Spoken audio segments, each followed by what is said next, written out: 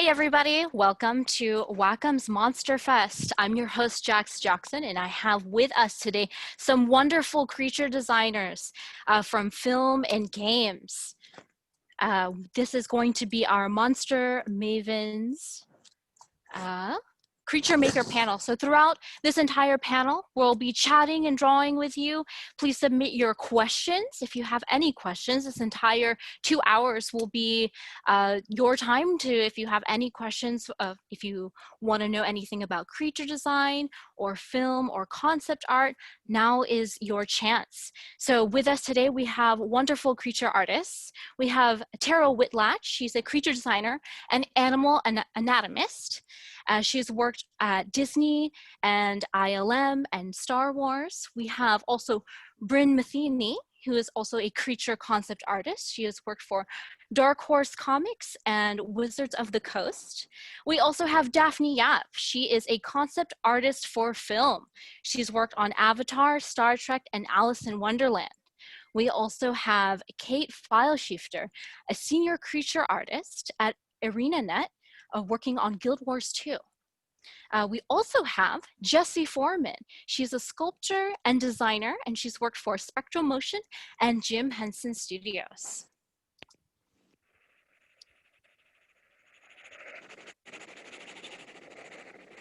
A couple things about the questions. Please use the Q&A feature in Zoom to submit questions.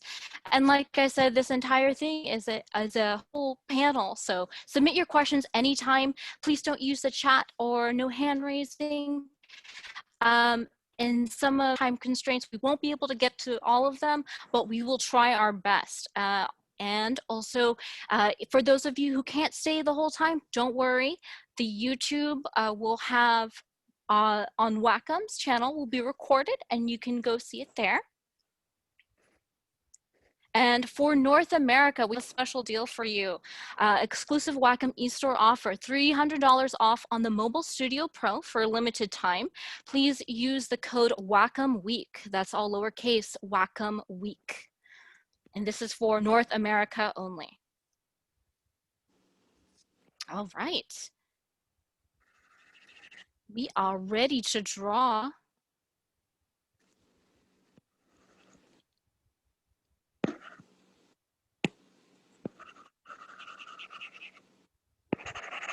So my creature designers here, what inspired you to get into creature design in the first place? What was that moment or moments?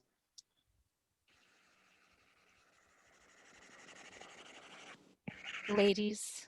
I'll begin, actually, if that's all right. Yeah, don't be shy. Don't be shy. I don't want to speak over anyone.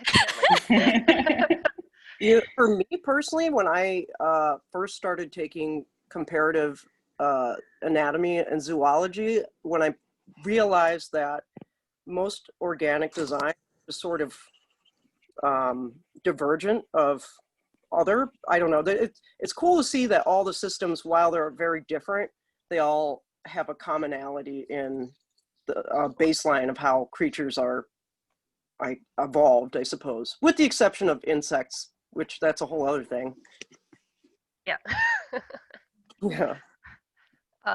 For me, it wasn't really a distinct choice so much as it was just kind of something I always did or was always interested in.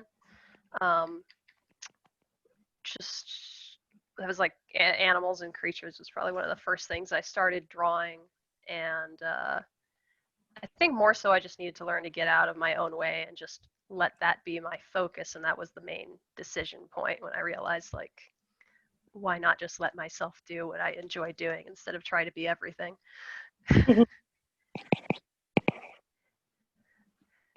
I think for me it was when I remember being probably like 8 or 9 years old, and I saw Jurassic Park for the first time, and I knew I wanted to have something to do with film and animals and creatures. And I think just having a steady diet of monster and creature movies as a kid, a lot of sci-fi and fantasy, probably inspired that. And I was also very much into animals myself. So Were you able to learned see how it to. at theaters? Yes, I did. I was probably way too young to go see that movie, but it was fantastic.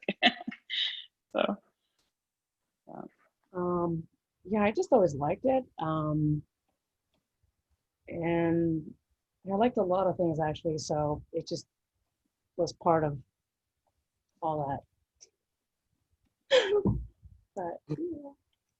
Was there like a movie or an experience maybe, Daphne, that like you were like, ah, fuck yeah, monsters. Oh God. I just think a lot of them all inspired in their own way, just because there's different things. Because sometimes it'd be like, you know, yeah.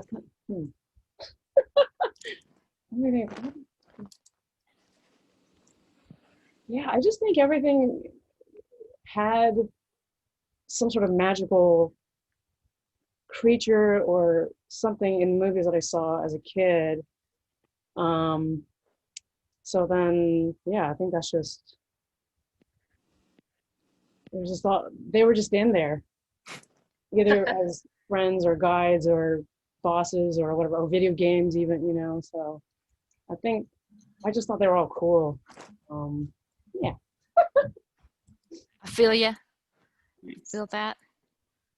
I saw some meme earlier that was like,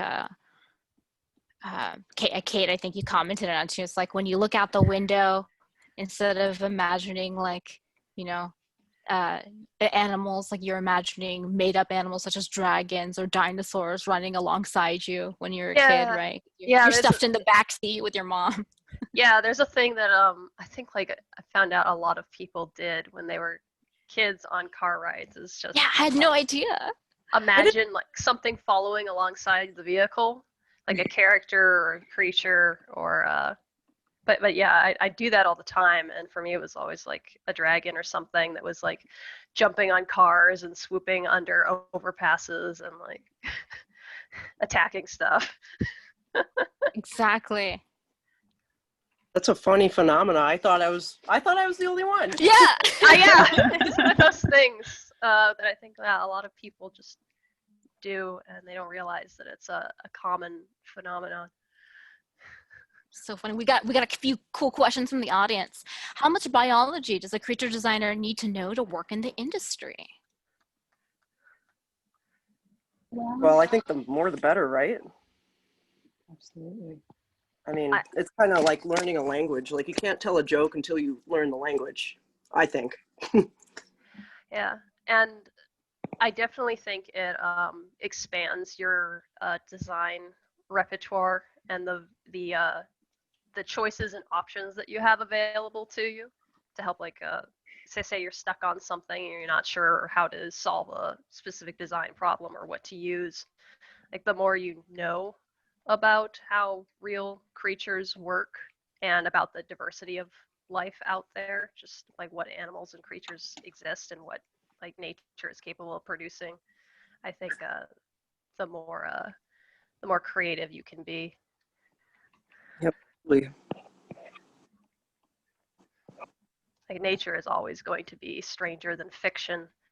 And so it's just really helpful to you want to, like, especially if you're doing something high fantasy, you want to make something that feels like more fantastical and otherworldly than something that already exists. And if you don't know what already exists, then it's harder funny to do.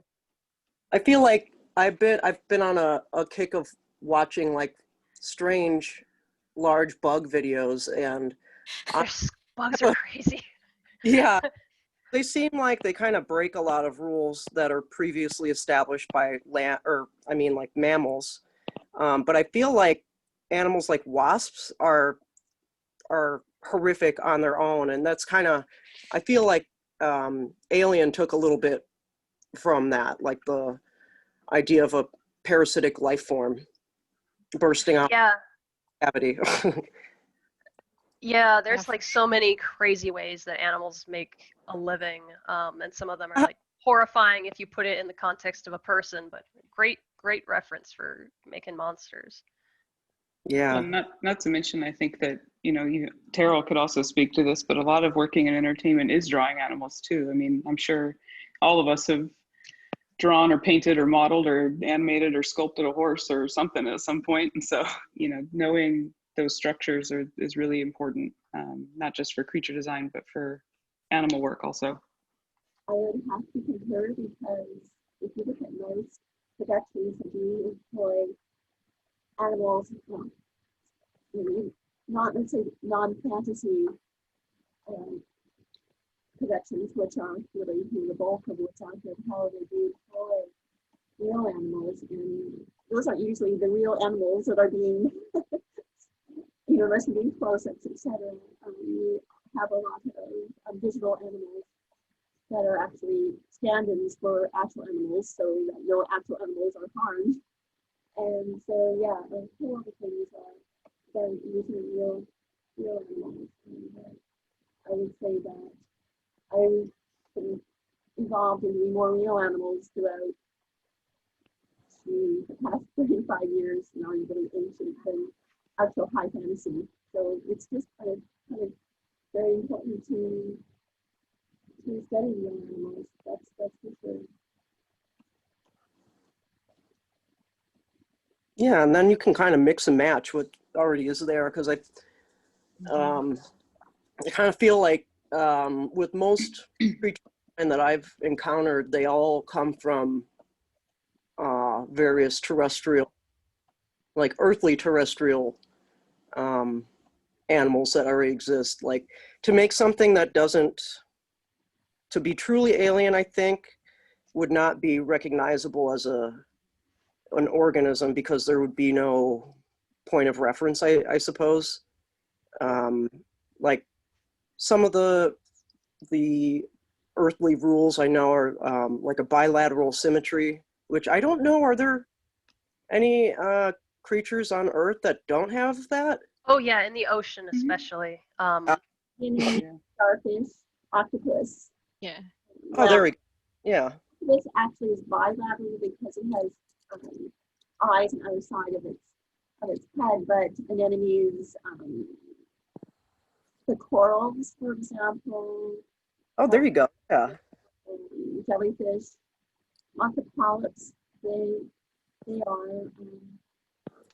Even fiddler crabs come to mind. Isn't that what they're Oh, called? yeah. And those always strike me as unsettling, probably because of that. Yeah.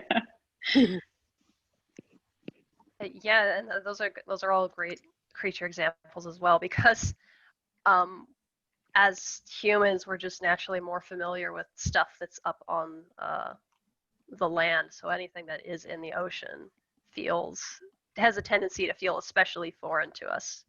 It makes great reference for doing anything that you want to evoke like an alien feeling for. It's not like really alien, it's just as much of an earth creature as we are, but we're not familiar with it. And ultimately, creature design is for a human eye and a human audience. Yeah. More of space has been explored than the deep ocean is also a but inspirational fact. Yeah. That's true. Has anyone seen My Octopus Teacher? No, tell us. Yeah, I heard it's yeah. really good. Wonderful. You'll be moved to tears. I can guarantee that. Wow. Absolutely exquisite documentary. Where can we watch it, Terryl? Netflix. Is it on Netflix? I think so, yeah. Yeah. Cried. Yeah, You did? Man. I got misty-eyed. All right, I'll get my Kleenex on. Have to be, I'm like saving it for like the right time when I'm like ready to just have like a cry sesh. Yeah. Or even if you just want to like, I don't know, mute it and look at the scenery. There's a lot of really cool images of the South African kelp forests there. How do y'all find and collect your reference for an assignment or a prompt that you're given by a client? Do you have like a personal library, or where do you go to find your reference? think that depends. Sometimes they already have kind of a general theme, and so I like to look for fresh stuff when the project's presented, um, and then just whatever books I have laying around. Yeah. Daphne, do you often will you rely on your books like a physical library, or do you go on like Pinterest a lot, or are there any other sites that you check out and look for a reference? Yeah. Oh yeah. Pinterest. Yeah. That's my newer research tool. But yeah, I also just have a lot of physical books just because I don't know, just more stuff. And then for me, I try to not stare at a screen as often as I can. So when I have a book, it's like, just, I feel you. yeah. Nice.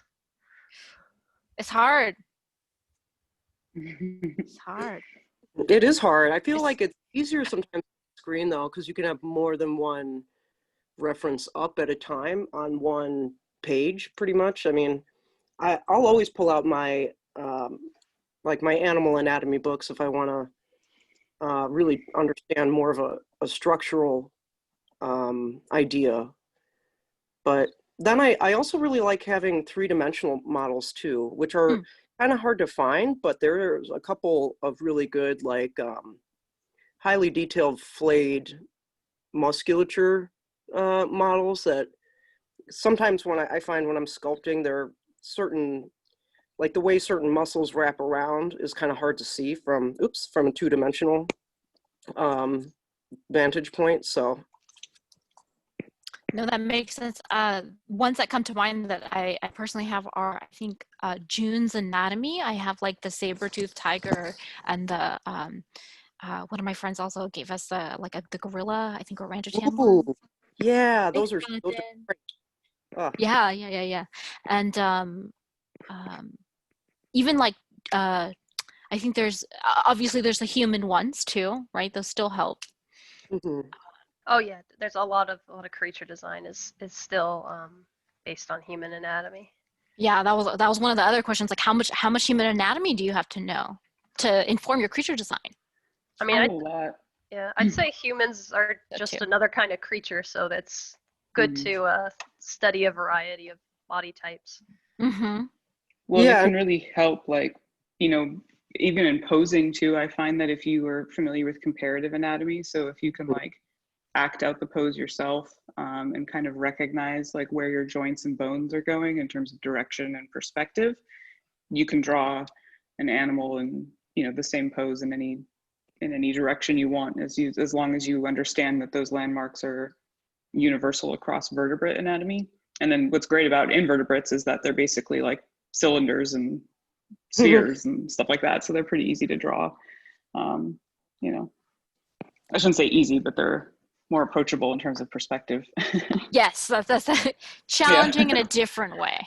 Yes. But again, those landmarks are really important. So studying human anatomy is a huge part of it because it really helps inform the comparative aspect, and you can break down any animal as long as you can find those elbows and those knees and yeah, ankles and wrists. Yeah, you'll know where you're going.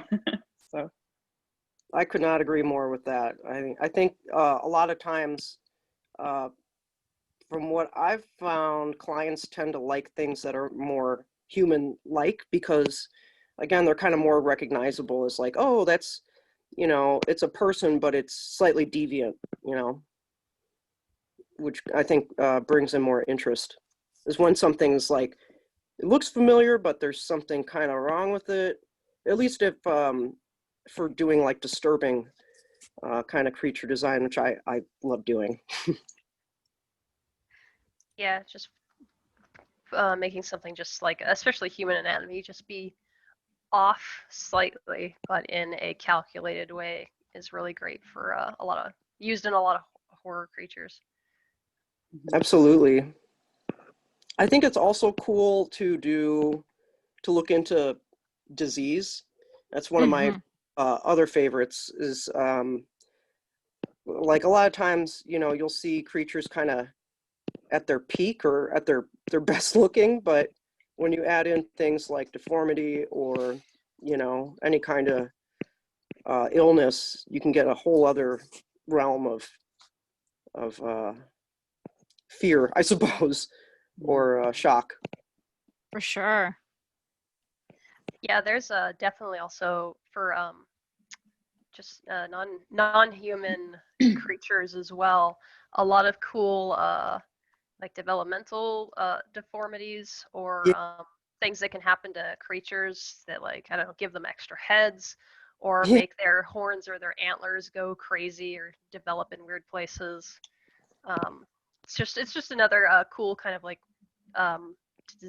design or I guess point of reference to keep in your toolkit to think about, like, what stuff looks like when it's not perfect or goes a little bit haywire. Have you guys seen those elk and deer horn deformities? They are insane. They're just like, I would have never even made that up if I. Yeah. Well, most of those injuries take place.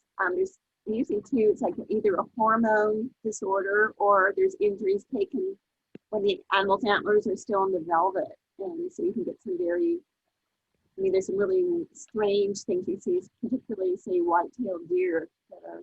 Yeah, that's it. That's I guess they specifically seem more susceptible to that. White-tailed deer and mule deer, they're related to one another. Yeah, it is pretty interesting to look at some of that. I wonder if it's because they're more susceptible or just because they're a pretty common animal and you get a lot of pictures and stuff of them posted when they do show up with weird stuff going on. But definitely. Sure. I did find out that it's a, where was I reading it? It's a controlled kind of cancer in the sense that. Yeah, Helen Cairo, Yes. if I'm getting her name correctly, she is a great resource. She's very interested in these kind of things, like stuff going awry in nature and pathology, and she posts so many cool, like whenever she finds something across the internet, she posts a lot of cool information on it and goes into the Cairo. I can't remember. Yeah. Anatomica Science, I think. Yeah. On Instagram, she's great. I love her stuff. And she's a great artist as well. Yeah. Well, just being being a rad person. all of that information and then break it down and reorganize it in the way that she's able to is like pretty mind-blowing. Yeah. That leads me to my next question. Do you think that mixing organic and non-organic elements when creating a monster is a good way to practice creature design? Or have any of the designs that you've created, have you been inspired by any non-organic things? I had to design a creature made of your closet items. So because you had closet items. Yeah, okay. So like clothes and stuff. Yeah, because literally this is like feeding your fashion habit. So the fashion habit. I see. Yeah. That's awesome. Yeah, I mean, it's always fun to mix just fun everything. It's just, they all, just adds to the fun. Yeah. For sure.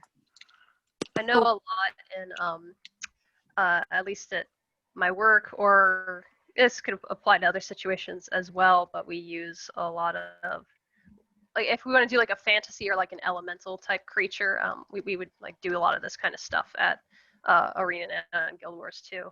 You have to find ways to often like mix inorganic stuff in with the creature, and it's not so much of a biologically plausible thing, but it kind of gives it a sense of fantasy or a sense of being like some kind of spirit if you infuse it with like plants growing on it or a weird kind of mineral or something that's like integrated into the body via armor, stuff like that. It can give stuff more of a fantasy elemental flair. Yeah. And for those of you who are wondering how we're able to jam all at the same time on one canvas, we're using Magma Studio. You can check it out at, I think, magmastudio.io. It's a app that runs through the browser, so it's kind of like Photoshop or Procreate, and so you can, it's like a Google Whiteboard on steroids, and you can all draw with your friends on there.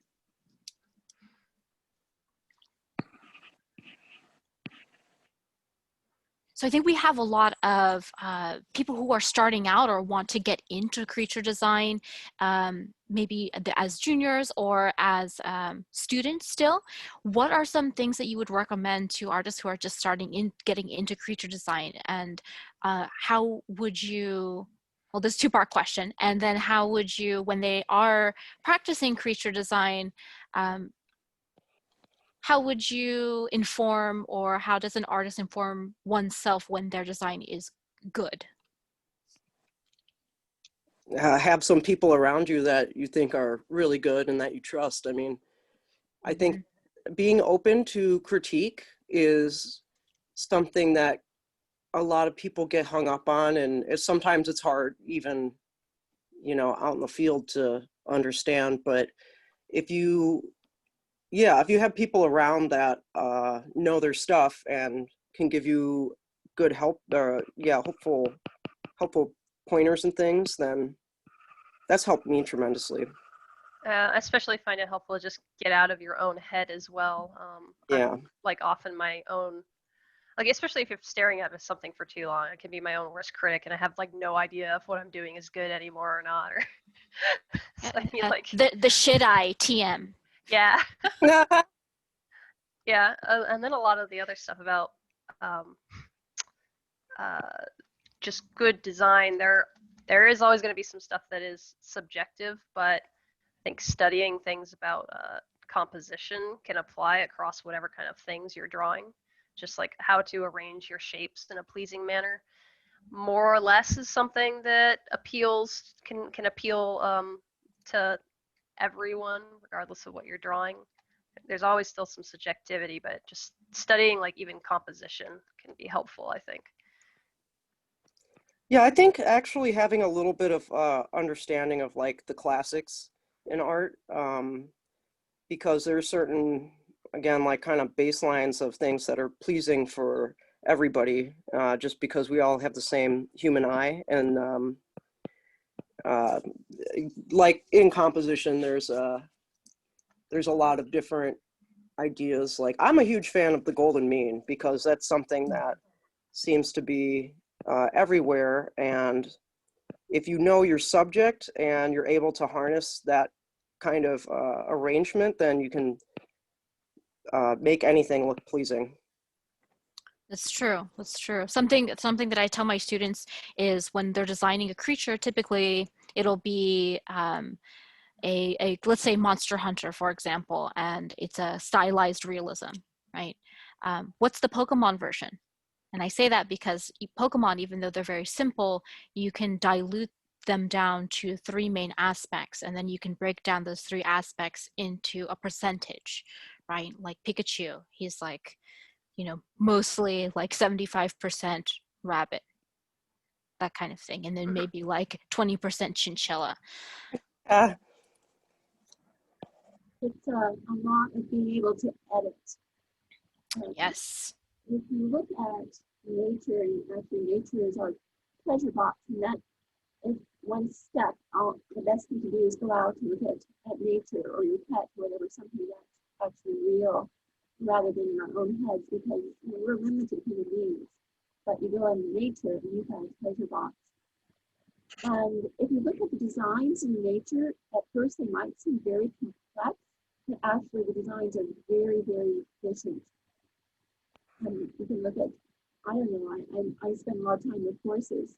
A horse, again, that's I think putting aside both, if it's both in the golden mean, within the golden rectangle, and within the curve of life, that's an animal, I think one reason why people find it so beautiful.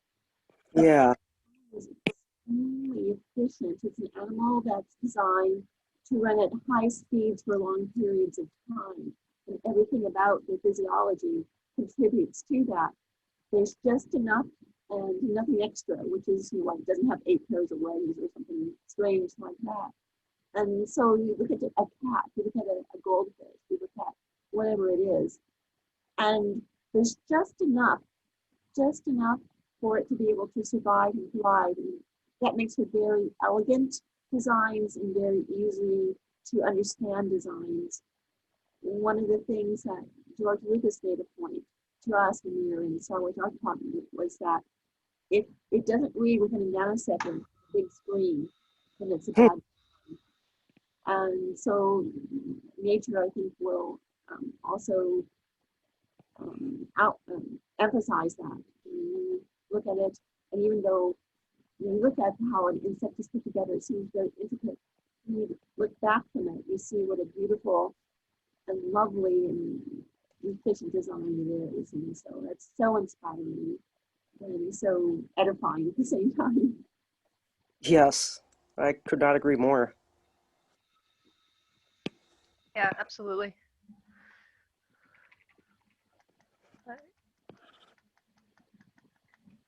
Creatures are very efficient in what they tend to have on their body and don't have on their body. So they can be just great to study. I mean, obviously you should be studying from nature all the time, but taking note of like why exactly they have certain features. The form follows function, and That's if there's right. there's something that's like unnecessary, like it's a waste of energy to develop or grow that thing, it'll get weeded out usually fairly quickly.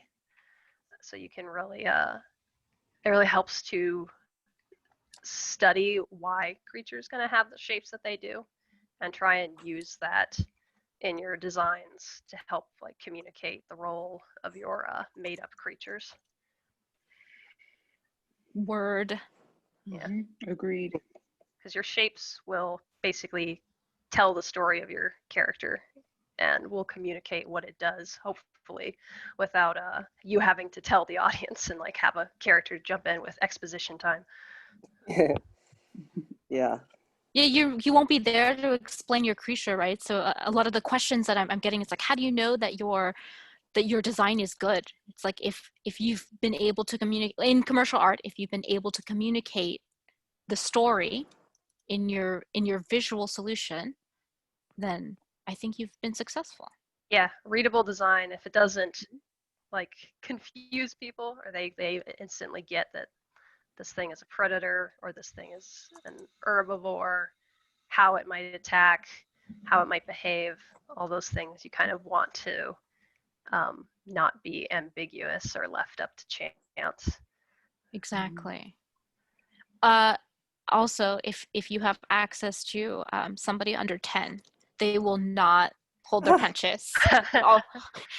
If you're wondering how good your art is, you can always ask a child. They will tell you. That's truth, actually. As someone who's recently got nieces and nephews, and they are ruthless in a good way. Never personal. They'll teach you not to take things personally. If you ever want a tough client challenge, Yeah. ask them what you should draw and then ask them what they think of it after you draw it.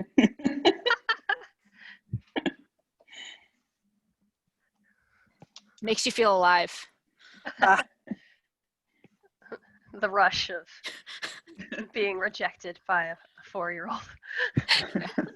I think, yeah, also like just generally like it's what the client wants. Yeah. I mean, I feel like, or what the assignment is like.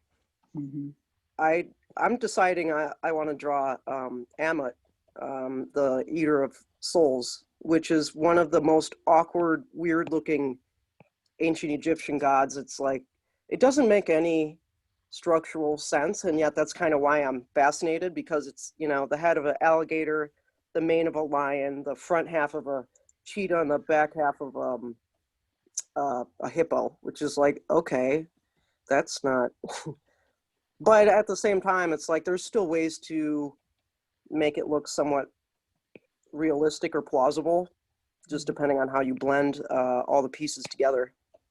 Right, and I'm sure you always, in a lot of your sculptures, Jessie, I see that you choose the focus. Like you have this one piece that it almost looks like a very smooth gator dog mount with a rein.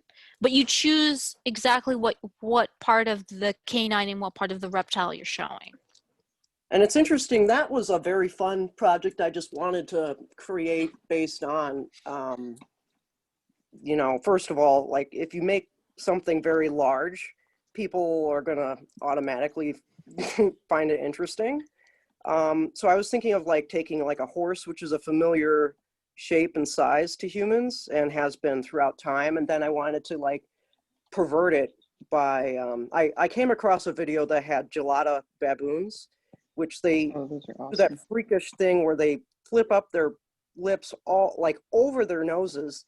Mhm. And they've got horrific like werewolf teeth, and they close their eyes, which are also pink, and it's a really terrifying contrast to their gray fur. So I was like, well, horses are scary just because they're large, but what if they also had teeth? Like a lot of baboon. Right, right. You should look at horses yawning. Oh God, yeah. Or penguins too. Ooh, yeah. That's so surprising to see, like, or like when I first realized what was inside a sea turtle's mouth, that was like, what? All Mm. spiky. Yeah, birds have so many interesting solutions due to having like ditched teeth very early on in their evolutionary history. They have so many interesting solutions for approaching different food items. Like their mouths are just so fascinating to look at. Like goose and geese like have weird ridges and for like gripping vegetation, and then penguins have these horrible spikes, kind of similar to the leatherback sea turtle. Yeah. Some of them have like weaponized tongues and stuff. It's crazy. Don't And it's trust all, birds. sorry, what were you, didn't mean to interrupt there. Oh, I just was being silly. I said don't trust birds. Yeah. Don't trust birds. They're dinosaurs. You don't know what's You can't trust Yeah, them. they're still upset about the whole mammals taking over thing. Yeah. I mean, I would too. It's so weird to think like the diversity in birds too. Like you got seagulls and parrots are strange. My sister had a parrot for a little while, and I didn't realize how much personality they had because, like, compared to like say a pigeon, which I shouldn't say that about pigeons. I don't really know their. You don't know There's any like pigeons personally? outside your window right now staring at you like, what? What did you say, Jessie? Yeah. Ever seen that Hitchcock's movie, The Birds? Oh, Yeah. yes. I'm going to put that on my list to watch, Terryl, for the month of October. That's a good spooky movie. Yeah, it takes place, Yeah. you were talking about it. It takes place just a little bit north of San Francisco, the Dagger Bay, Hmm. on a personal level as far as locale. It's a scary movie. That's awesome. What spooky kinds of movies or monster related events have y'all been up to?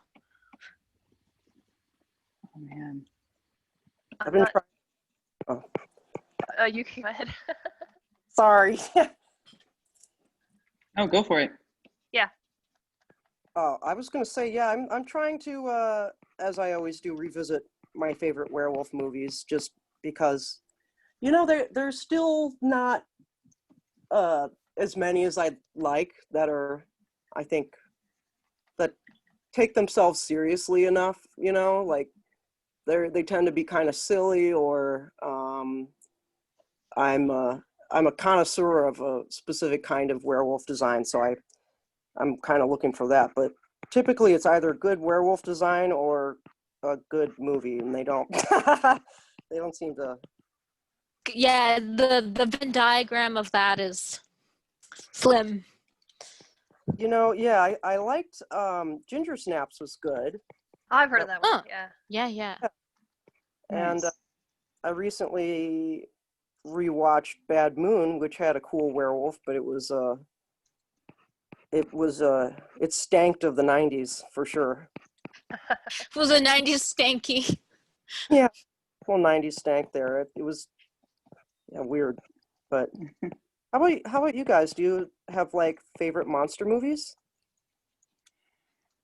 It's funny. I just watched, I don't know if it's a monster. Well, it's like monster slash creature slash just, I don't know, all time hilarious, great movie. But I really like the movie Tremors lately.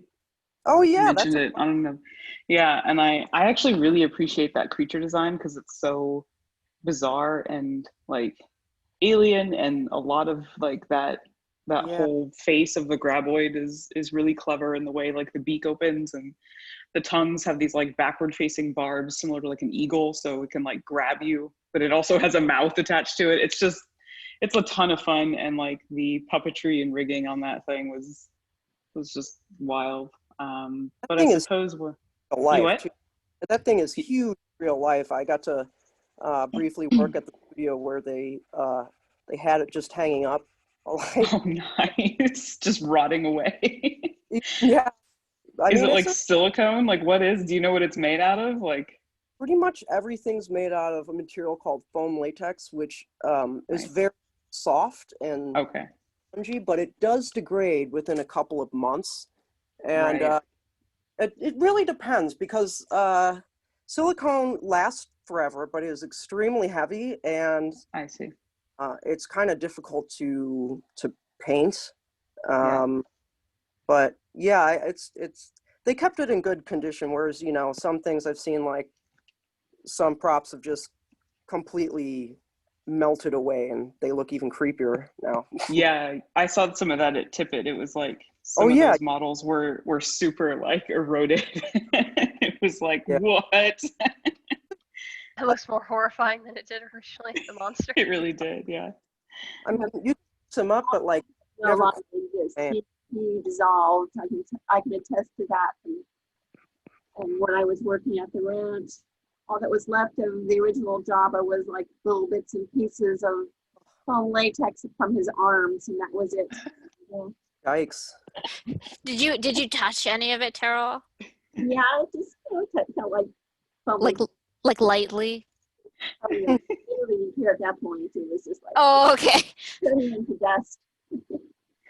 That's crazy. I would totally be one of those people that pokes it and then it like crumbles, obviously, when I poke it, because that's just my luck. It was one more little poke and it made any difference. Okay.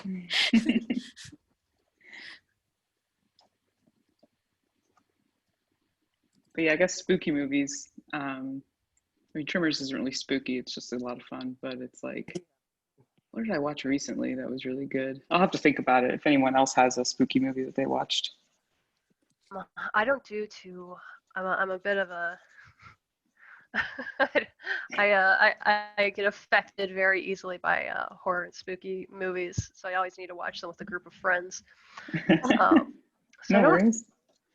Yeah, so I'm trying to think of one that's like specifically horror with a monster in it. I guess it's like hard to beat the original Alien. Yeah. Oh Yeah, it's how do you do that?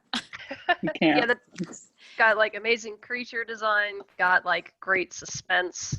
I liked a little bit of that about the original Jurassic Park as well, where it felt like it had more suspense to it, and almost a little bit of a horror aspect to some scenes that I feel like the later movies kind of dropped. Yeah. I would have liked that if they kind of continued some of that mood into the future films. yeah. Or at least like continued with the fantasy if they're gonna go with dinosaurs as your friend, right? Because now they're doing How to Train Your Raptor. How to Train Your Raptor. And I was like, okay, well, if you're gonna do that, like totally lean into it, like. Yeah. Uh, That's cool. Oh my gosh, I didn't even know that was happening. Give like what's my ESA Raptor? Like, give me that. Yeah, it was in the most recent movie with Right. Blue, the dromaeosaur pretending to be a velociraptor. Right. Oh, Yeah. It's okay. It's just like, Is it Kate? Is it okay? it's a cooler name. Velociraptor is a cooler name, I understand. But everyone is eternally confused because of it when they see how they're like the size of turkeys. That's true. did you guys also Thankfully, there's plenty of giant ones out there, just not that one. did you guys see that video that was debating about whether or not the T-Rex had lips? Yes, I've seen a lot of Yeah. actually forum posts about T-Rex and lips or no lips. Yeah, which is so fascinating because I actually had never even considered it, but it was a great breakdown of like the arguments of why they would and why they wouldn't. And I mean, I have to say I prefer the lipless, but I think anatomically, it looks like they did have lips. Well, it makes sense. The lipless effect is more of a thing that calls back to like aquatic animals, like crocodiles. Yeah. They don't need the same kind of protection of their teeth as something that's out walking around in the air. Right. And if you look at like modern reptiles, none of them have their teeth just hanging out there. They all have some kind of method of when they close their mouth, the teeth are contained in a moist environment. Yeah, that kind of, I live for that kind of stuff though. I mean, I feel like it's very informative for when designing creatures, because at that point it's like, oh, well, yeah, as you just said, you know, if it's aquatic, then it's not necessarily needed As for big of a deal, yeah. Yeah, like sharks, I don't think really have, they don't really have lips. No, they kind of like also by virtue of how they kind of breathe and need water to pass over their gills, they just hang out with their mouths open most of the time. Yeah. Ocean Close. breathers. Ocean breathers. Yeah. Dirty ocean. Just hanging out with their mouths open, Over. breathing. Yeah. I also Oh my learned God. no voice making organ, which I don't know why that never occurred to me either, but Wait, it's just- sharks? yeah, sharks don't have any, ability to roar. You mean we Oh. can't just play a tiger sound over top of a shark in a horror movie? You mean Deep Blue Sea was lies? What the hell? I'm disappointed. That's one of my favorite things in movies, where I can recognize every single animal sound effect they're using. Yeah. Like this dinosaur is like making elephant noises. Or actually, I watched Twister recently, Kate, and those tornadoes just roar like lions. It's madness. And they're also like, they also like actively chase people. It's fantastic. Maybe they are lion tornadoes. Maybe there's I a think lion they in there are. somewhere. Oh God. When the T-Rex was chasing the Jeep in the first Jurassic Park, you hear the sound that he was making. That was Mhm. A horse? uh-huh. Oh What? my God. Yeah. That's Did it take you out of the cinematic experience, Terryl? Yeah. It kind of ties into when with horror movies, or even creature movies, or movies that are supposed to be scary movies. They're not scary to me because I know too much about how it's made, or I know someone who worked on it. You know how they made the Costco hot dog. Yeah. What types of movies that to me are frightening are movies that are Hitchcockian. It's what you don't see. I think it's one of the reasons the Xenomorph was so effective in Alien, one of the reasons. But also movies, say, that deal with things you really can't control, which are spiritually horror movies, like The Haunting of Hill House, for example. Yeah. That is scary. Or where you're taking malicious, supernatural. It's not nature, it's above nature, and that to me is scary, that sort of thing. Yeah, I especially in horror movies, I agree. I like it. I don't get into the slasher stuff, or just a crazy murderer who's otherwise a normal person. I like the more of the kind of the supernatural, like mystery stuff. Right. To be honest, yeah, like anything that's like kind of realistic, as far as like, another guy who's just on a murdering rampage, is like that actually seems more scary to me than any creature movie, but I prefer to see a creature movie anytime over something plausibly realistic, I guess. Too real. Yeah. Show me the host. American Werewolf in London is another one. It's yeah. like an odd mix of genres, but I really like the werewolf in it. Yeah, that one's a classic. You He's can't so really cute. So So that cute. scene was like, I really liked how traumatic it was, because they not only had a great design, but they they believed in it for the movie's sake, you know? Mhm. Yeah, and the effects on that still hold up, I think. Oh, absolutely. Well, I agree. Oh, here's a good question. Do you ever use the skeletal and skull structure rather than the actual animal with flesh and muscles as reference? I do. yeah, absolutely. Same. Definitely really helps to understand what you're looking at, to understand like where are these forms going to, what bones are they connecting to. Or things like I have a dugong skull, because if you look at a dugong, it looks like a large wad. It's sort of like a manatee wad, but they're A manatee one.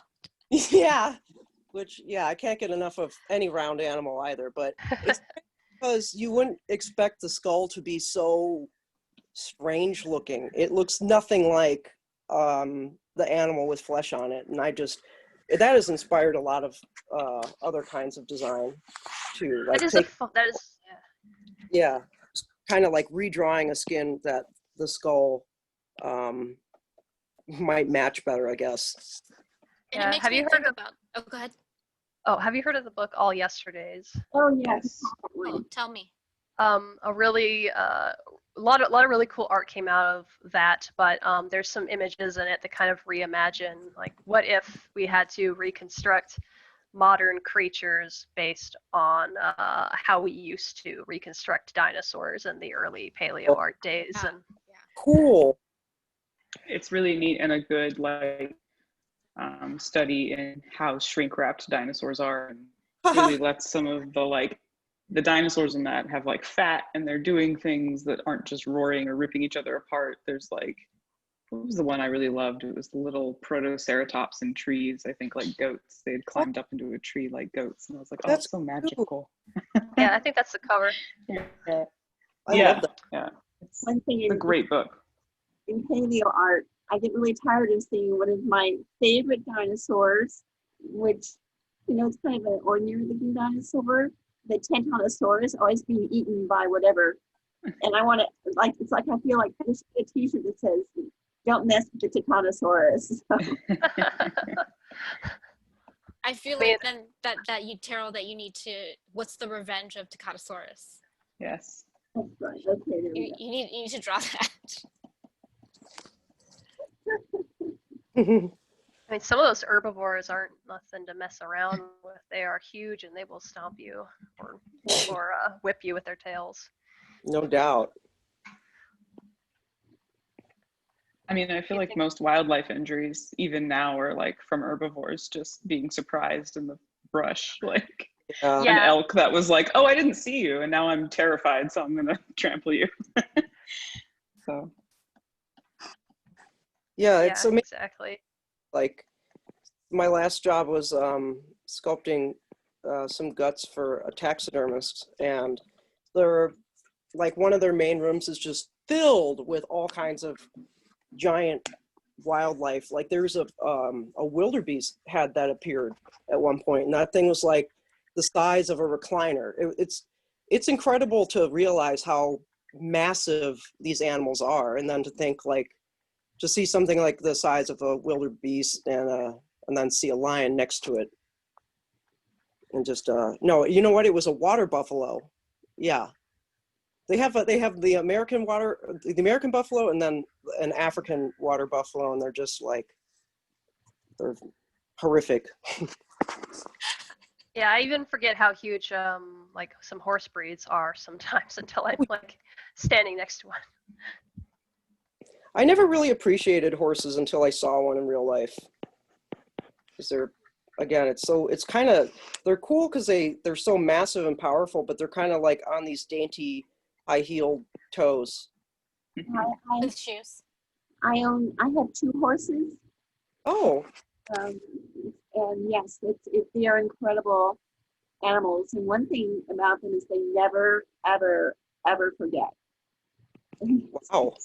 They never forget. They're very intelligent and intuitive, and so I think it's just, to me, every day when I see them, it's like a miracle how these animals will cooperate to allow you to ride them and Yeah. do things with them. It's like this miracle every day. And I mean, these animals about the size, average the size of moose, Oh my God. you know, and plus they can kick and bite and do all kinds of things, but they don't on average. I wonder why that is. Is that just because of their domestication, or? A lot of it has to do with that. And these animals, you know, they're raised in domestication and they see their mothers being handled by human beings and such. It's just very interesting. I think dogs are the animals that have been domesticated the longest, and then I think maybe sheep and goats. But horses have been domesticated for a long time. But there's always an inherent wildness.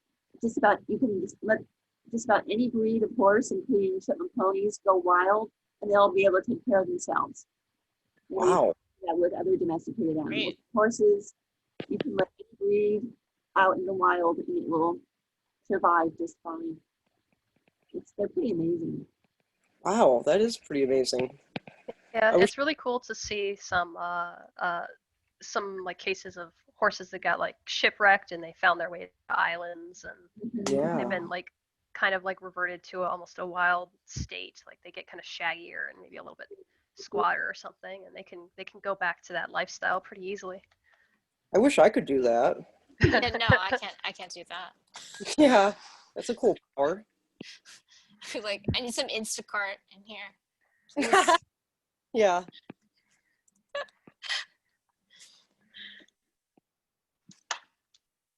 So I have a question about portfolios. We have a question from our audience. What would you recommend putting in your portfolio? The work you want to get. Yeah. Yeah, that's exactly. Yeah, only show work you want to do. Don't put stuff you don't like doing, because it'll inevitably be the thing you get hired for, and then you'll hate your job. For some, that is always though.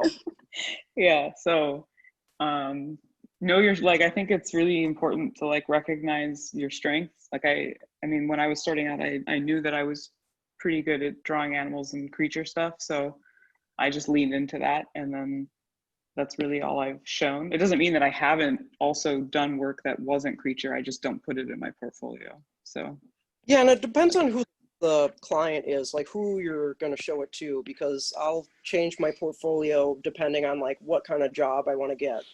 Mm-hmm. Can you talk more about that? I know Yeah. some people who haven't like applied to many jobs before, it's hard to think from the client's perspective, right? It is. However, you can, if the clients, and I don't know if this is true for all y'all, but I get things like, just make it cool. It's like, well, I don't know. Make it badass. Yeah. Iconic. What I'll do to find out like what they actually mean is just kind of explore their website and see what their business is about. And then you can get a better gist of kind of like, okay, I need to cater to this. Like I do a variety of different things. Like I do a lot of leather work. And so it's interesting. I probably wouldn't show creature stuff with my leather work. However, with that previous piece that the entity one, the big horse with the gelada lips, like Mm-hmm. I wanted to see if I could kind of, do two birds with one stone and like cover it in my own harness design. But, if it's a good thing to like, do something that'll be eye-catching. Also, somebody told me this a long time ago. The gift shop sells the museum. So, and that's yeah, really cool. yeah, so you have these giant pieces. Like this is kind of why I designed the entity with that in mind. Like it's a huge piece. There's, people probably cannot afford that. However, you can kind of like commodify it yourself, and then people want a piece of that big piece, but all they can afford is like a $20 print or something. Mm. So I guess it depends on who it's for and what your end goal is. Like if you want to like make money off of it, or if you want to do like strictly fine art and maybe just learn about as many concepts and ideas as you can. Right, commercial and fine art, I would say, are quite different in their goals.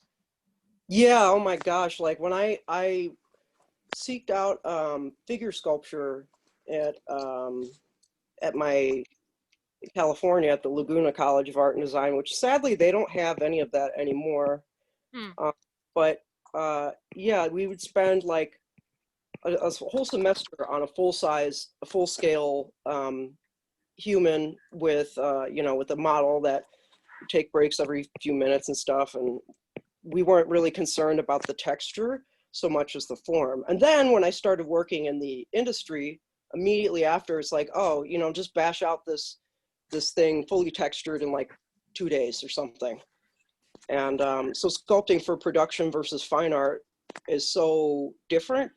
And I don't regret learning the slower ways, because you learn more of like a concept of like, you know, structure and form and space. And that can influence everything else from there, like whether it's even with drawing stuff. But yeah. Word. Yeah, I also had a fine art background, and it was difficult kind of switching, because I knew I wanted to do commercial, but then what I was taught in terms of university was fine art. Like the degree itself, like it says literally fine art. I don't know why I expected anything else. I should have just looked at the degree I was getting, right? But there's that frustration, I think, with education when you're like, I want to learn how to do the thing that I see in the movies, right? When we used to go to the movies, I guess on the Netflix, somebody has that job, and it's like, wow, you know, where can you, the struggle as a student is like, how do you learn the skills when you're in a fine art environment, right? But just think of the client and then your portfolio. I love the gift shop sells the museum. That's great. Something I tell my students is like, imagine your portfolio is a menu. Yeah. What's your restaurant? You know, are you Cheesecake Factory where you have everything, or are you like a small boutique French cafe? Yes, that's also a great analogy, I think. But you know, I'm actually a big supporter of learning the fine art stuff first, because there are a lot of people that do learn simply digital first, and I feel like it's just better to learn the traditional ways of things, because I guess you can't get a full gist of it as well on strictly digital stuff. Like learning how to mix your own paints, you know, helps you understand color theory. And it just is, I feel like it's a invaluable foundation. And yet at the same time, it's like getting a job from that alone is not possible. But it's necessary. What were some of the favorite jobs that, speaking of commercial work, that y'all have worked on? For me, one of my favorites was Brother Bear. I made so many friendships there, and it was just so much fun. I just come off from doing Phantom Menace, and to be able to go onto a production, directly onto a production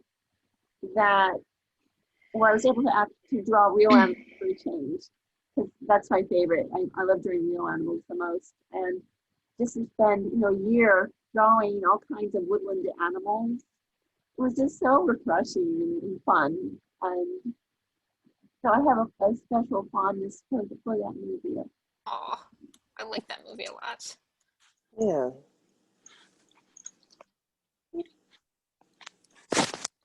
How about the rest of you? Any fond memories of client work? I really liked, I got to sculpt a back carapace for one of the Skeksis in the latest Dark Crystal, which was a lot of fun. Oh, awesome. Yeah, that looked great. Yeah, it was, one of those things where it's like, okay, figure out what the hell you're looking at, which, it's a vaguely bonicular, well, kind of mashup of like random bones, and yeah, it was quite the challenge, but it was fun to kind of like go back and explore sort of like how the first artist was thinking of it, kind of like as I went. I was like, oh wow, that's cool, I hadn't thought of that, but that was fun. I don't know, any project that like they trust me to just do it is that's the best one. Right. Similarly, I really liked. I finished recently doing just a bunch of sketches for North Star Games. They had like I wanted to make a digital version of one of their board games, which was called Evolution, and they basically just let me. I'd have like a 3-word prompt or something.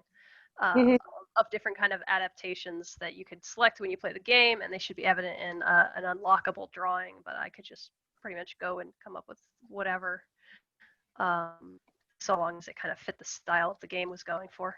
Yeah, That's cool. yeah, not a lot of creative freedom to just have fun and come up with stuff. That's the best. So speaking of commercial art, a great question that we have here.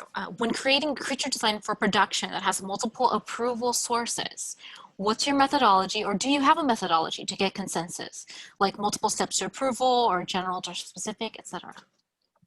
Kind I'll of just typically, oh, go ahead. Oh, I was just going to say there's usually too many hands in the kitchen, and I don't know. Most of the places that I've worked for, they have very strict kind of like, okay, here's the concept that we want, but sometimes pieces of it will be unfinished, which is, it's like, so you kind of have to like fill it in from there.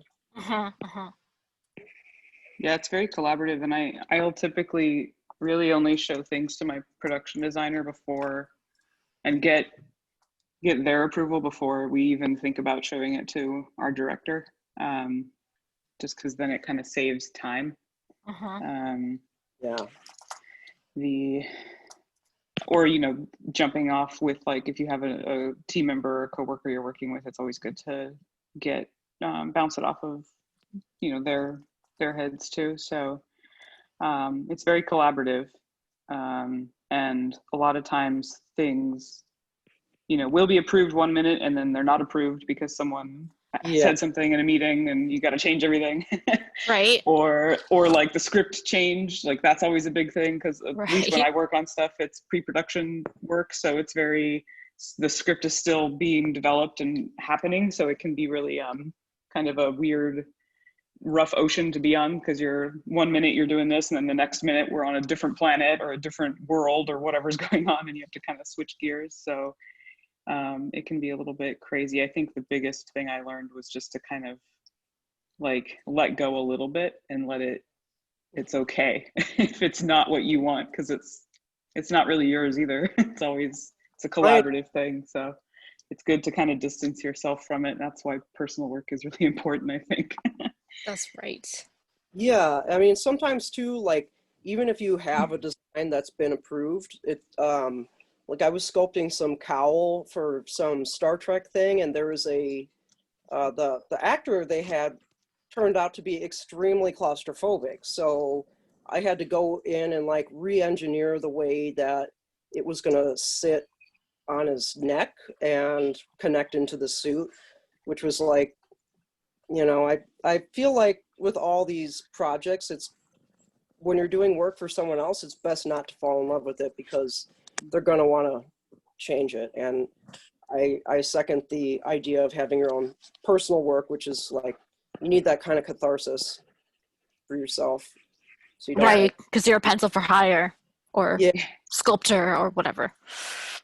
And there's definitely been jobs like where things align and you knock it out of the park and they're really happy with it, and then like it's what's in the movie, and that's great. But it's most of the time it's like it's a compromise, but like between 20 different people. So it can be kind of hard at first, but then once you've been through it a few times, you kind of are like, all right, well, it's all good. And we're just gonna try to make the best thing we can, because it's a miracle that anything gets made sometimes. Exactly, and it doesn't get shoved into NDA land forever. Yeah.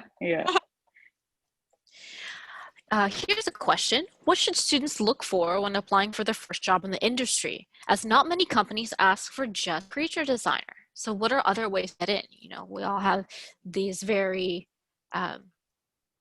it's such a niche industry. Well, I think Wait, it oh, like- sorry. Wait, Daphne, what'd you say? No, you go ahead. I was just trying to clarify what the question was.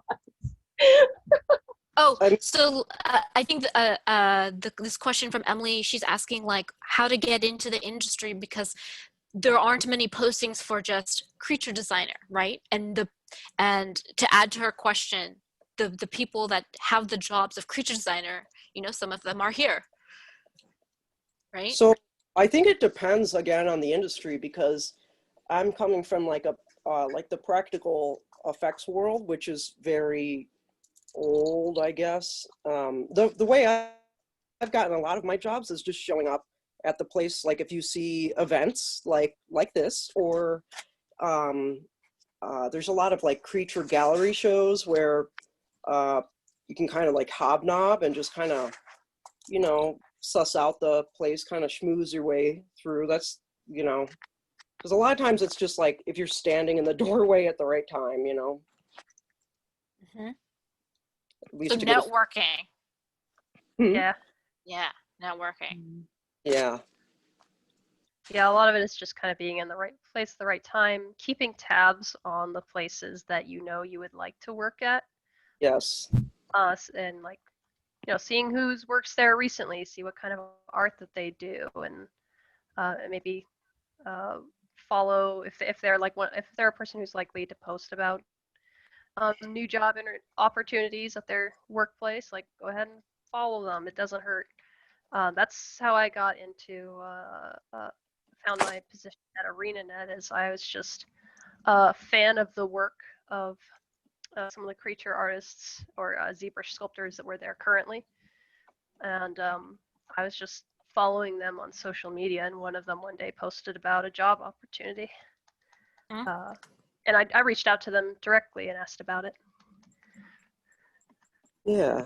Yeah, don't be shy. I think everybody here definitely, you know, we've been in the place where we're like, oh my God, like, I don't know, I don't want to appear silly by asking a question or like pinging this person. But I think we live in a time now, especially now in 2020, where, you know, making contact with somebody is no big deal, especially on the internet. You have a direct line to them now. You can just, hey, love your work.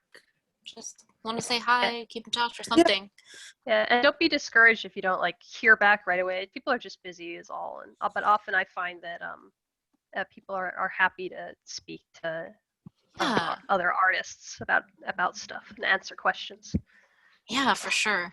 Or a hungry, like I have a very hungry spam inbox, so I'd like to eat things. Yes, sometimes things do just get lost in inboxes. So it's just ping multiple times. Yeah, be polite, of course, but like don't be afraid to reach out a second time if you don't hear anything back. And one thing is always important to do is always seek to improve your skills constantly. Yeah. What are some tips on that, Terryl? My goodness, we've already talked about, but I have to reiterate: if you want to be a creature designer, it's absolutely essential that you love real animals. If you love to draw them, that you appreciate them, that you have an interest in how they work, how they behave, where they live, all of that sort of thing, that all comes together, and just don't only do, oh, I'm just going to keep drawing out of my head. If you're going to persist in doing that, then all your steps will look the same after a while. And you won't be learning. You won't be learning how anatomy. You won't be learning animation. If you for creature design and film, all those things you're designing are going to have to at some point be animatable.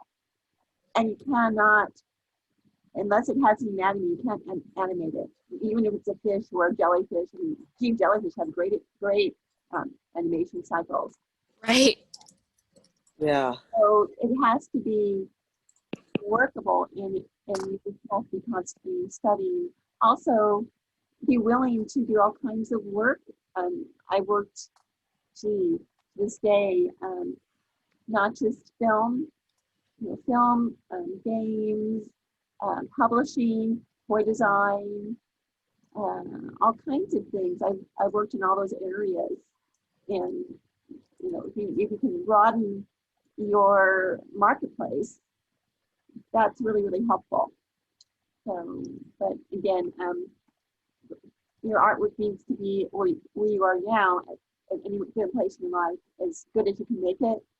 And that way you will always be prepared for when those opportunities do come up. And for myself, I was intending on being just a natural history illustrator when I was, a young person. I sort of fell into creature design by accident. Some art directors from Lucasfilm saw my artwork and hired me on school, but I didn't plan on going into this field, but that's just what happened. So if your artwork is as good as it can be at any one point in your life, that's what you need to do, I would say. Yeah, that's great advice. Yeah, there'll be times where you're just kind of waiting and there's not like much work, but it's just takes some patience. But while that is happening, just focus on improving your skills for when the openings do show up again. And I think fostering friendships too, like genuine friendships in the industry, is really important, because a lot of, even here in this room, I've gotten to hang out with a few of these amazing people, and also like just recently met some of you, and it's like it's nice to have that camaraderie. And I think that there's so many ways to connect with folks, whether it's like on Discord or Instagram, or maybe when we're allowed to, or not allowed, but like able to see people in person again more freely. Right. Yeah.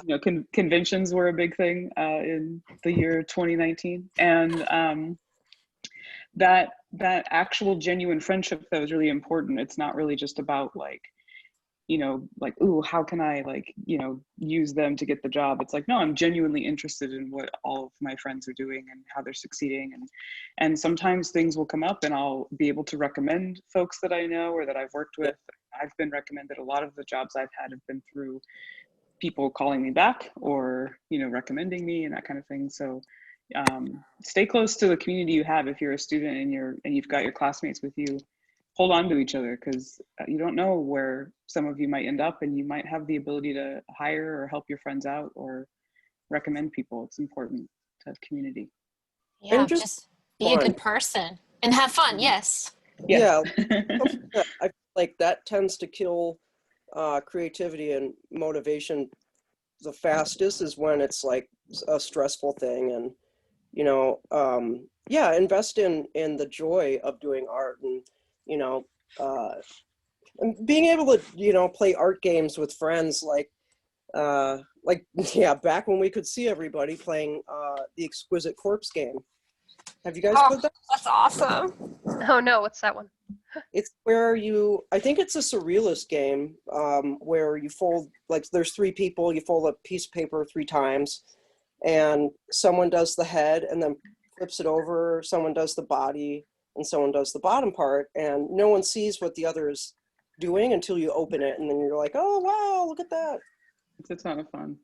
This would be almost perfect way of doing that digitally. It'd be hard. Yeah, it'd be hard to not see, but I think it would be really. We used to do that at Drink and Draw when we go to the bar. Daphne, did we do one together? Maybe not. I forget. Maybe not. No. All right, my friends, we got 10 minutes left. Oh, wow. So if there's time flies when you're having so much fun. That's wild. If anybody in the audience has any last questions, I think we have time for 1 or 2. Ladies, if you could please sign your drawings as well, so Wacom can put it up. We all know who did what. This is so amazing. I love this. I want to frame it. I Exactly. need to Right. get some more Okay, shadows in there real quick. Yeah. I gotta put some scales on the toes. We all started working much faster. Did you see all the little like stylists going wild? It takes a little bit of time to like talk and draw at the same time. For sure. For sure. Like you think this one takes a hand and the other takes takes a mouth. That shouldn't like Yeah. compete with each other, but it does. It's Okay, funny. there's no text tool on here. I'm gonna have a hard time drawing my name on here.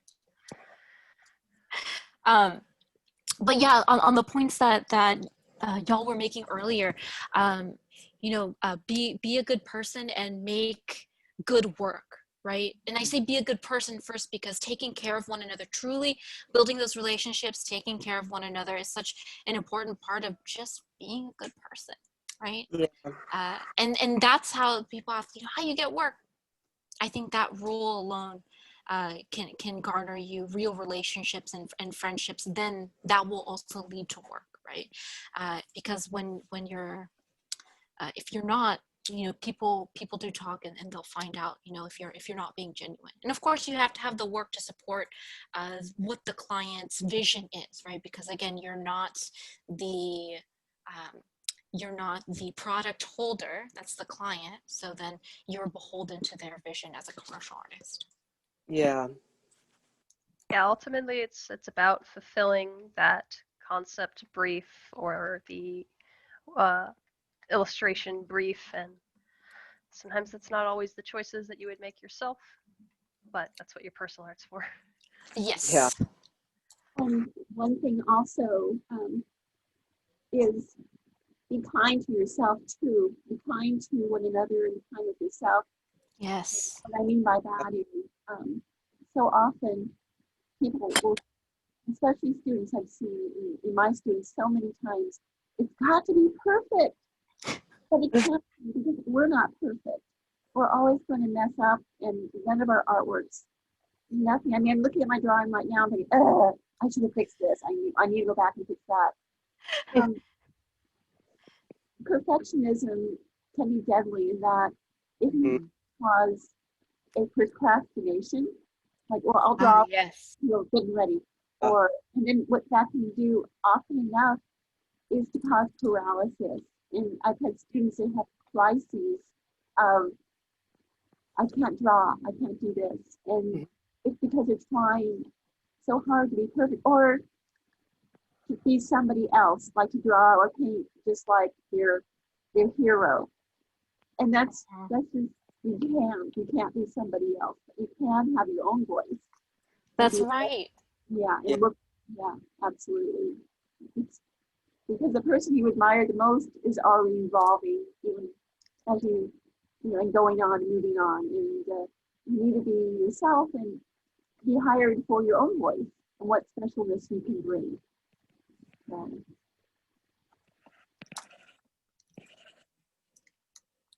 I agree. Yeah.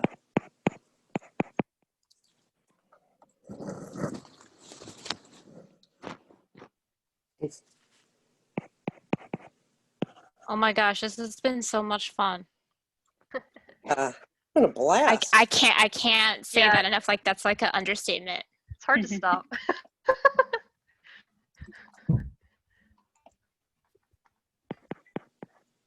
Yeah, the connection is really fun, especially since this year has been very like isolating, and just being able to jam with other artists is like, it's very life affirming.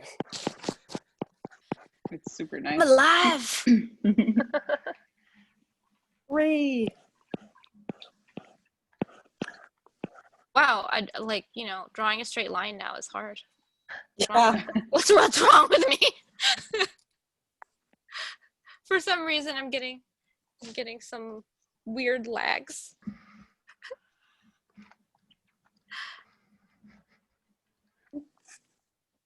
All right, one last question. Let's see. If you had to draw only one type of animal for the rest of your life, what would it be? Oh, that's not Good fair. question. Let's just go around.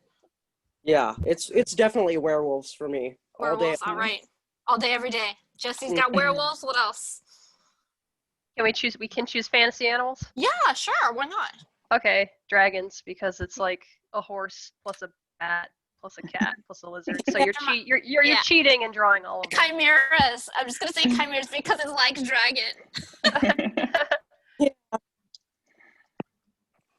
Oh, that's really hard. Wait, Terryl, what was that?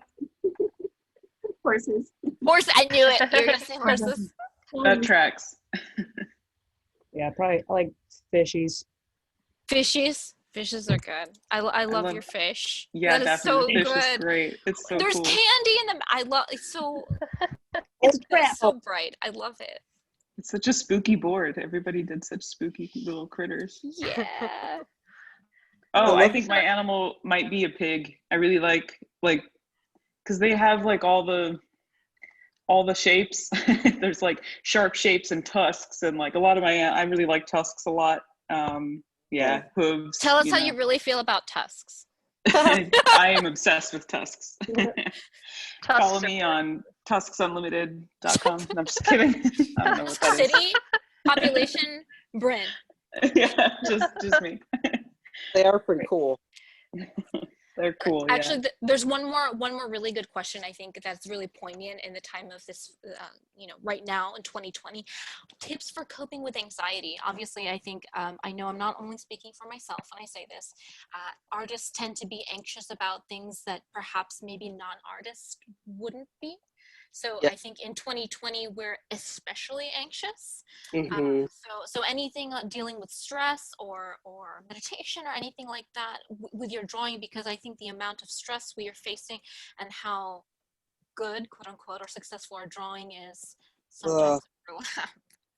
I find that exercising and crafting, like doing different craft stuff with my hands helps. Yes.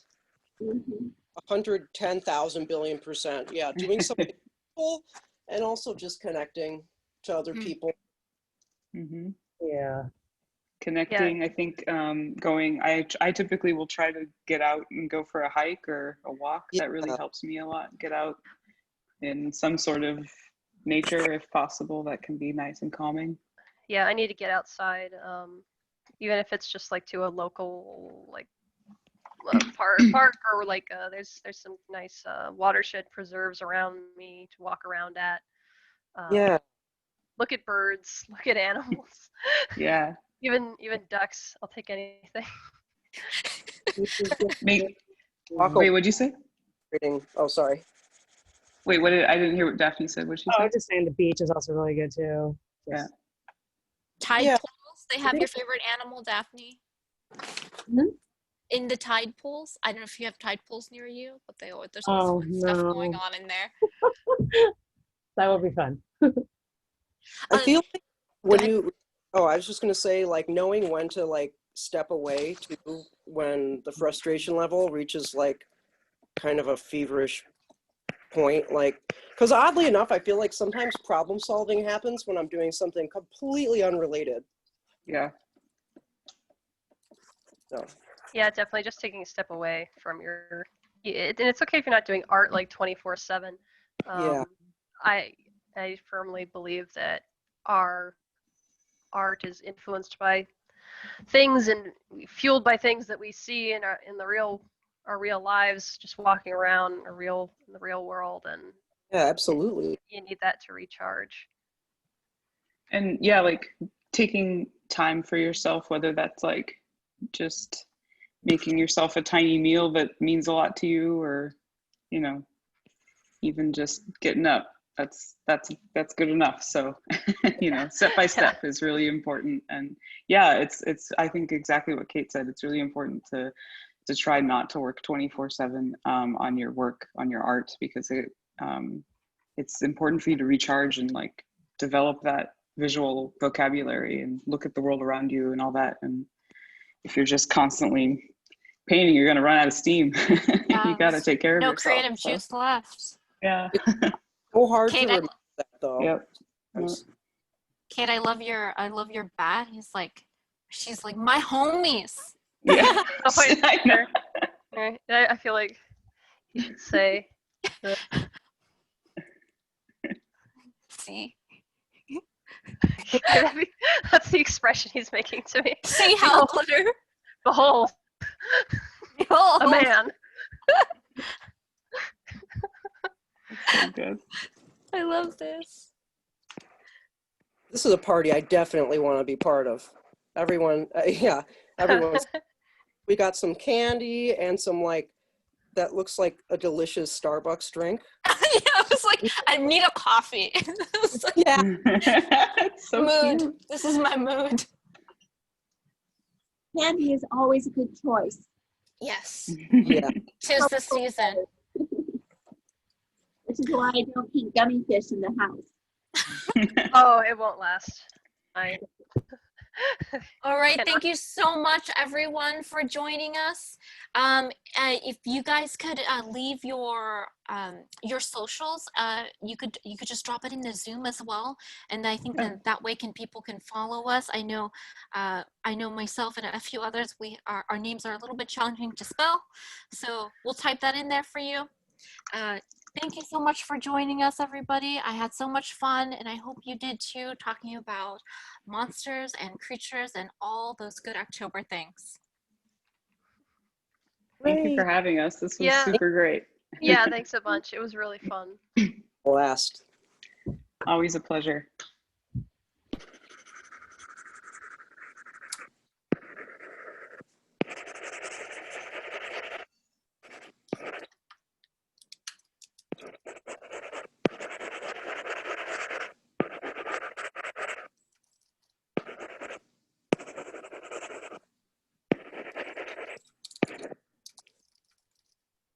Yeah, I'd love to hang out with everybody in real life, but this is like almost the next best thing. This is really I know.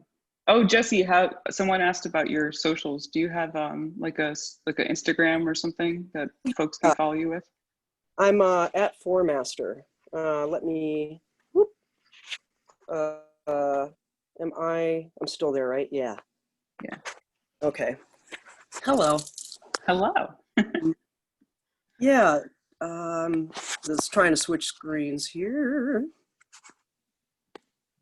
Yeah. Should I type that up somewhere? Oh yeah, if you want to put it in the chat of the Zoom, that would be There we excellent. Chat. Mine in the chat as well. Yay. Oop.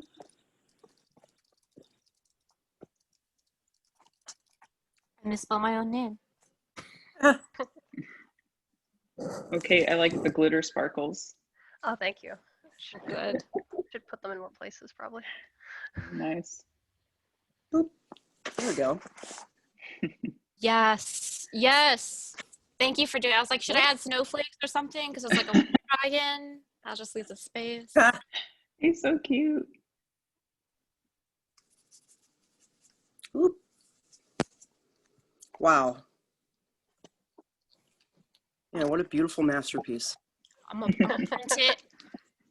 Oh yeah, if anyone wants to save it, there's a file button at the top. Oh, You good. can hit save and it'll save a JPEG to your downloads folder. Yeah, Yeah. or PSD Yeah. too, I think. Oh, really? You can do high res? Export? Oh, Export sweet. as PSD. I see that in the chat. Thanks, everybody. Oh, yeah, right there. Boom. Hey. The more we know. Thank you. Awesome. Download. Ooh.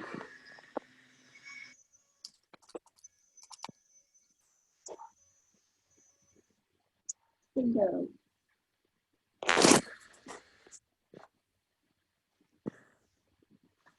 Sweet. Yeah. Who's scribbling? That's so authentic.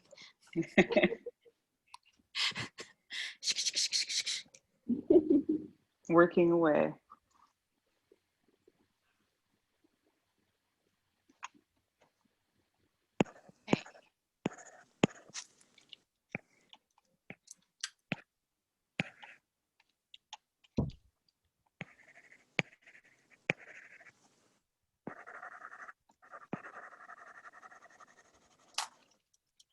Oh, I love the scale transition that you did between the Brynn on the forearm Oh, thank and you. the tummy.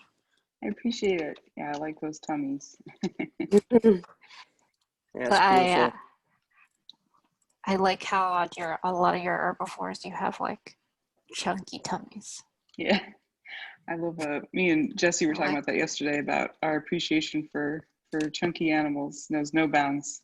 Yes, they're chunky animals are good for every occasion. Yes. The animals need more love and appreciation. They do. Yeah, sometimes when I see those, we were talking about those the dinosaurs that are too shrink wrapped. I'm like, can you eat like a pterosaur or something? Like, isn't that Pterosaurs tough for you? too bony. Give them a few cheeseburgers. Yeah.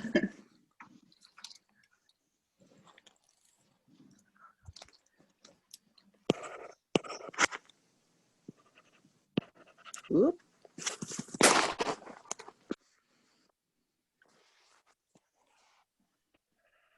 What's the snack, Jessie? Oh, it's eating a heart. Oh, okay. I should have known. Sorry. Oh yeah, Amit is Anubis takes the dead to weigh Yes. their heart with a feather, and The minute I said that, I was like, no, I should know this. It's obviously a heart organ. well, yeah, naturally, that's Amit's favorite candy. Yeah, delicious. I didn't know this, so I learned something. Yeah. I'm glad you asked because I wouldn't have known. It's cool. Yeah, it's I wonder how they came up with all of this, honestly. Well, nature is terrifying, so I'm sure it inspired a lot of it. Probably, yeah. And I think we don't give enough ancient peoples credit for how creative It's real. they can be. Yeah. I mean, we're not really different from they are, Yeah. just despite living in a different time frame, and we're drawing all this crazy stuff. So. Yeah. Kind of funny that no one's humans have not evolved for a very, very long time. And yeah, we still like the same things. Who doesn't like a chunky animal? Yeah. We're changing in like some ways. Like I can digest milk and stuff, but. Right, there you go. Oh, I zoomed in too much on my UI. Oh, Do you strange. know how to? Well, I was trying to zoom into the canvas, but now my UI is like. Is enormous. If you do, can you like double click maybe the canvas or sometimes like in browsers like Safari, there's like a double click option. It'll zoom in. It could just be a browser zoom, or you could maybe just reload. Let me try to reload. Yeah, I was having a problem in that it was like pieces of it were floating, like the layers were appearing in the middle of the canvas. Yeah, Rude. I haven't encountered a ton of that, so I'm a little useless in that department, unfortunately.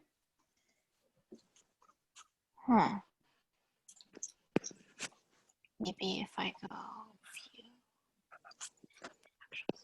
view. Oh, I did view actual size in Chrome, and then it. Oh, there you go. It got Nice. back to it. Yeah, That's good to know. That's good to Yeah. know. Mhm. Someone made an excellent point in that I couldn't feed a dinosaur a cheeseburger because we didn't have cows back then. Only wild. I could feed a chicken a cheeseburger, and that's kind of a way around it. That's kind of horrific. They'll eat it though, man. Don't trust chickens. I saw this video. It was kind of horrifying. The chicken laid an egg. You guys have probably seen it too. I saw it. Of course I did. A chicken laid an egg, and it was just like you Golden Corral. I was like, Yeah, it just shit on it, and then it started eating. Everybody started eating it. It was, yeah. Wait, the chicken eat its own egg? yes. Yeah. Yeah. I mean, like, hey, it's got nutrients in it. How about the Protein. It's All not, right. you know. eat the It's fun listening to you guys, but I gotta turn this off. Okay. Oh, okay. I thought you had already turned it off. I'm sorry. No, I can't. No, not until Yeah. Oh no. So, So thank you Aw. for joining us. okay, thank Yes, you. we'll go. Keep the drawing up so you guys continue working on it. Thank Bye. you, everyone. Bye.